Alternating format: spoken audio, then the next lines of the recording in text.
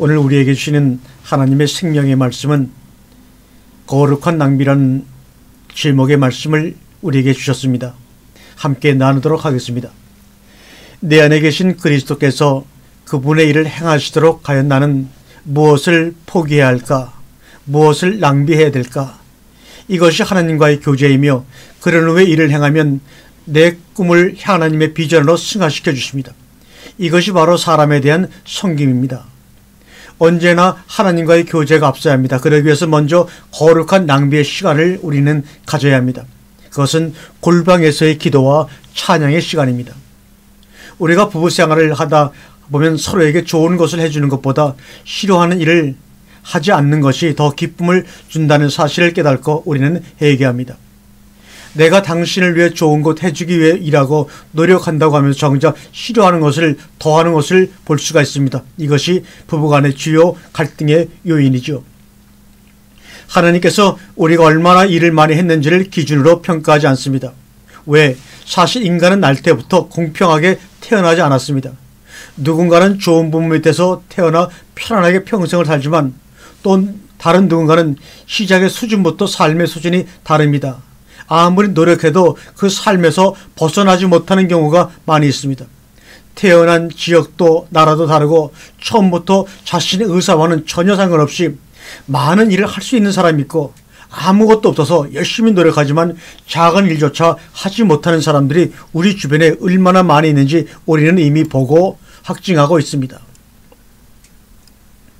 그래서 하나님은 결코 우리를 그런 관점으로 보지 않으십니다. 그렇다면 하나님의 평가의 기준은 무엇일까요?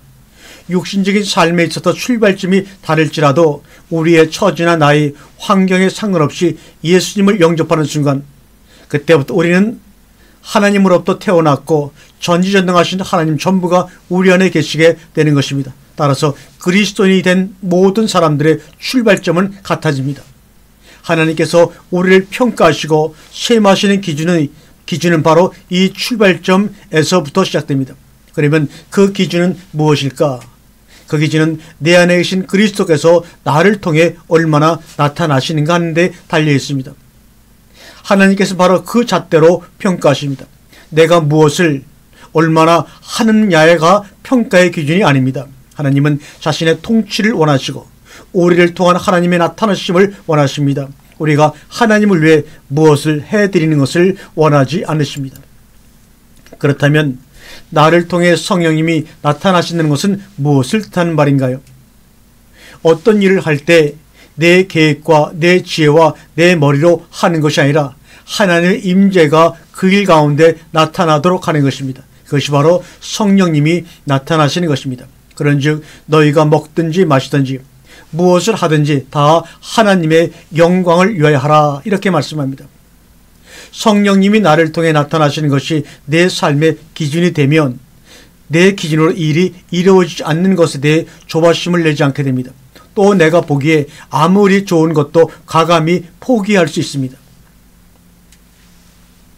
헌신과 탈진이라는 것이 동전의 양면과 같습니다. 예를 들어 탈진은 들어오는 물의 양은 1리터인데 나가는 물의 양이 힘들다는 상황과 마찬가지입니다. 말라가는 삶의 샘에서 무작정 물을 퍼내기만 한다면 나중에는 흙까지 퍼내는 것처럼 하나님이 공급해 주시는 생수가 없는 상황에서 내게 있는 것을 퍼주면 내 안에 있는 찌꺼기까지 퍼지는 문제가 발생합니다. 겉으로는 열심히 섬기는 것 같고 열심히 퍼주지만 사람들은 만족하지 못합니다. 그럴 때는 왜 그런가 하고 자신을 돌아보아야 합니다. 그러면 그 사역이 자신의 인간적인 것들을 퍼준 것에 불과하다는 사실과 하나님과의 교제가 부족했다는 것을 깨닫게 됩니다. 내 빛이 60와트밖에 안 되는데 운동장을 비추겠다 하면 그것을 밝히겠습니까? 먼저 빛의 와트 수를 늘리고 오는 것이 정상입니다. 내 안에 샘 쏟는 것이 무엇이 없는데 의무감 때문에 사람들에게 퍼준다면 나 자신이 망하게 되는 수가 있습니다. 내게 없는 것을 주는 척하는 것은 자기 자신과 사람을 속이는 것입니다. 겉으로 하나님의 것을 흘려보내는 것처럼 신용을 할 수 있지만 결국 내 안에 냄새는 더러운 것을 주는 것밖에 되지 않기 때문입니다.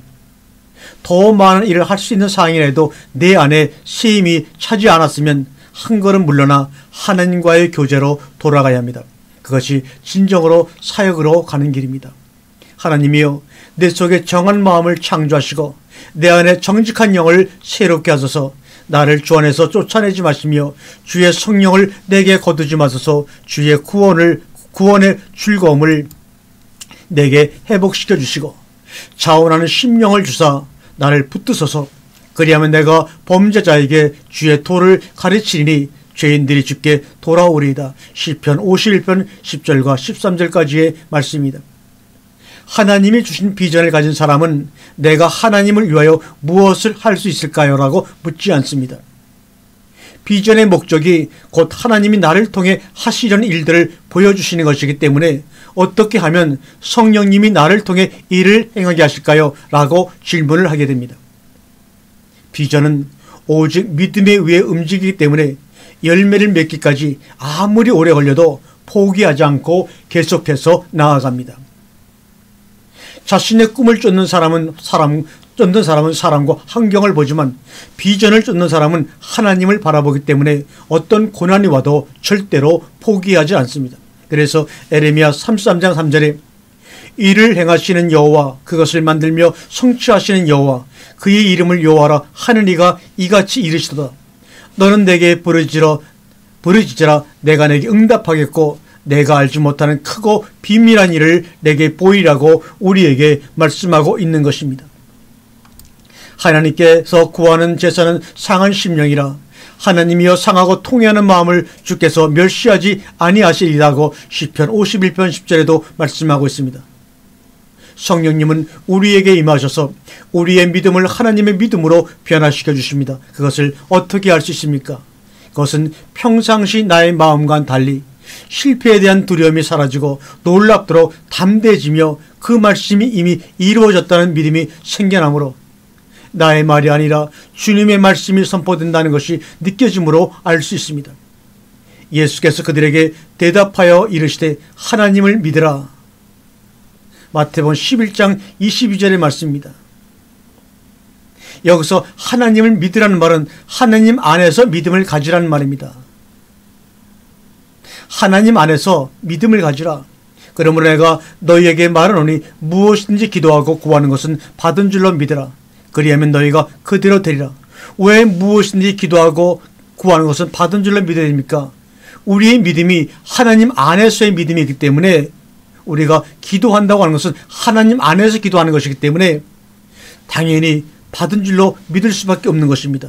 내가 바깥에서 멀리 있는 하나님을 향하여 부르짖는다면 우리가 의문이 생기겠지만 그 모든 것을 응답하시는 창조주 하나님 안에서 내가 가진 그 믿음으로 기도하고 있으니 이미 구한 것은 받은 줄로 믿으라고 말씀하고 있는 것입니다. 따라서 하나님의 뜻이 하늘에서 이미 이루어졌다는 사실이 나에게 믿어지므로 나는 약속하신 그 말씀의 실체를 이 땅에 나타내기 위해서 선포하고 그것에 대한 실체를 확증해 보기를 원하게 되는 것입니다. 나라가 임하옵시며 뜻이 하늘에서 이루어진 것 같이 땅에서도 이루어지이다.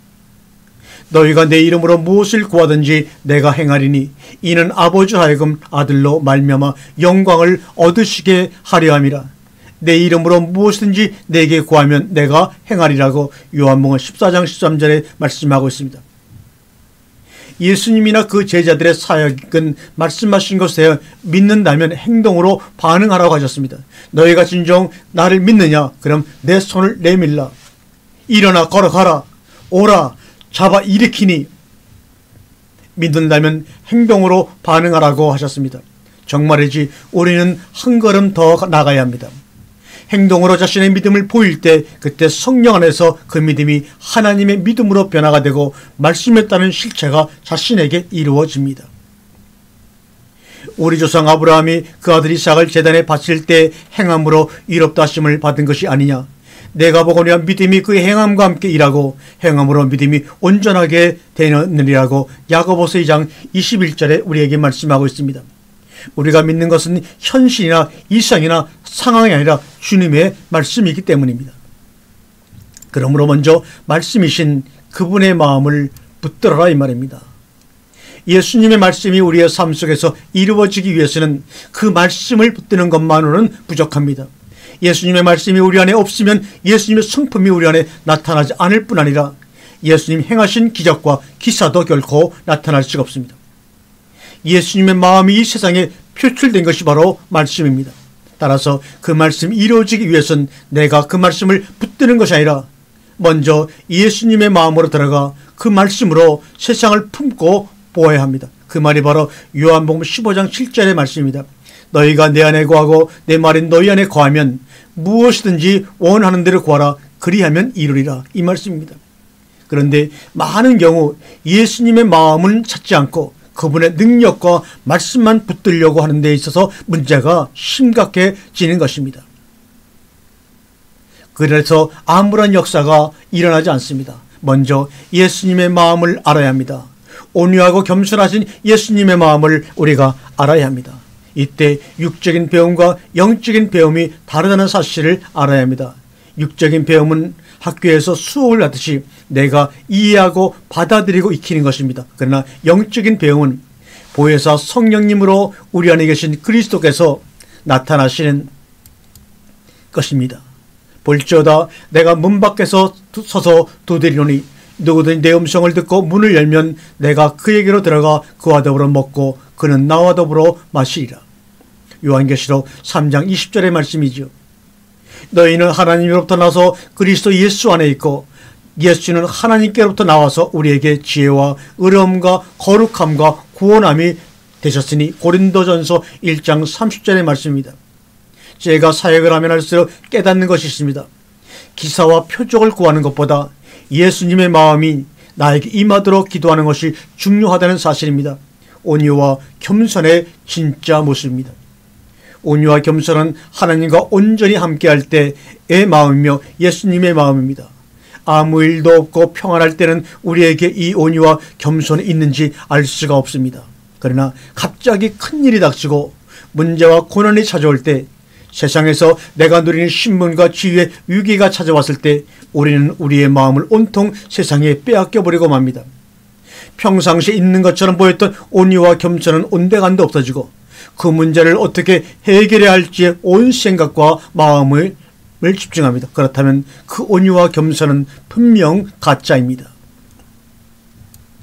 진짜 온유하고 겸손한 마음은 그분의 마음이기 때문에 내게 어떤 문제가 닥쳐도 설령 누군가가 나를 욕하고 내 마음을 상하게 할지라도 요동이 없고 세상에 가질 수 없는 평안함과 담대함이 임하게 됩니다.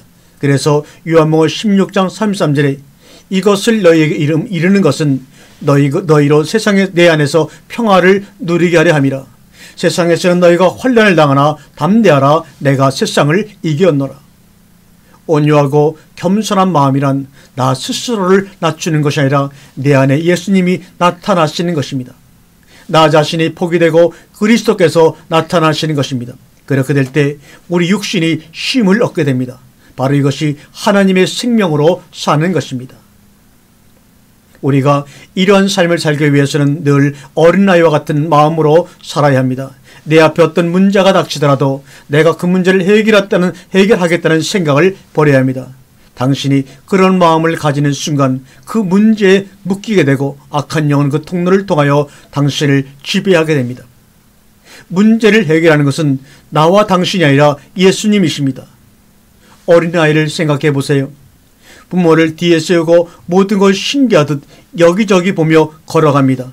그러다가 갑자기 개나 자동차가 나타나면 놀라서 곧바로 뒤돌아가서 부모의 품에 안긴 다음에 그 품 안에서 그 문제를 새롭게 봅니다. 이 어린아이의 마음이 바로 우리가 예수님을 향해 품어야 할 마음입니다. 예수께서 누가복음 18장 16절에 말씀하시죠. 예수께서 그 어린아이들을 불러 가까이 하시고 이르시되 어린아이들이 내게 오는 것을 용납하고 금하지 말라. 하나님의 나라는 이런 자의 것이니라. 내가 진실로 너희에게 이르노니 누구든지 하나님의 나라를 어린아이와 같이 받아들이지 않는 자는 결단코 들어가지 못하리라고 말씀하십니다. 그분의 품 안에서 그분의 마음을 알고 그분의 능력으로 그분의 말씀이 이루어지도록 해야 합니다. 이것이 바로 오직 믿음으로 사는 의인의 삶이라고 말씀하고 있습니다. 우리가 이것을 배울 때 우리는 세상에 무거운 짐을 지고 수고하지 않게 됩니다. 예수님의 마음을 가진 자에게 맡기신 무기가 바로 예수님의 이름입니다. 왜냐하면 그 사람만이 예수님의 이름을 더럽히지 않고 하나님을 영화롭게 할 수 있기 때문입니다. 요한복음 14장 14절을 다시 한번 반복해 읽습니다. 내 이름으로 무엇이든지 내게 구하면 내가 행하리라. 이 말씀은 우리의 미래가 세상에 달려있는 것이 아니라 우리의 믿음에 달려있다는 말입니다. 할렐루야. 우리는 예수님의 이름으로 나와 세상을 변화시키는 귀한 존재라는 것을 여러분 믿으시고 그 삶이 여러분의 삶 속에서 날마다 경험되어지기를 예수님의 이름으로 간절히 기도드립니다. 아멘.